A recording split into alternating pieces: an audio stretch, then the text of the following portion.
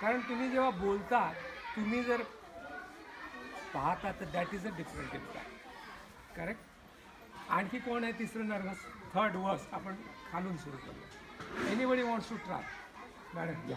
Very good. Give a big hand. आता ही सुरुवात आहे. मला की आता खूप कठीण होतं. तर हे काय तुम्हाला सायकल चालवता? तुम्ही पहिल्यांदा जेव्हा सायकलवर बसला होता, भीती वाटली होती? समजा प्राईम मिनिस्टरला सायकल चालवता येत नसली, प्राईम मिनिस्टरला भीती वाटेल की नाही पहिल्यांदा? ते फक्त सायकलवर बसायचंच आहे. तुम्ही सायकल शिकल्या, ते बोलण्यापेक्षा कितीतरी कठीण गोष्टी तुम्ही ऑलरेडी शिकलेल्या आहेत. आता हेच तुम्ही स्टुडंटलाही हळूहळू वापरता. आता तुमच्यापैकी चांगलं कोण बोलतं? या मॅडम.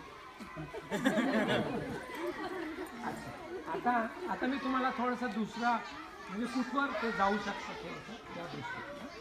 तर मॅडम 3 गोष्टी तुम्हाला लक्षात ठेवा. तुम्ही काही बोला, 5-6 सेंटेन्सपेक्षा जास्त बोलू नका.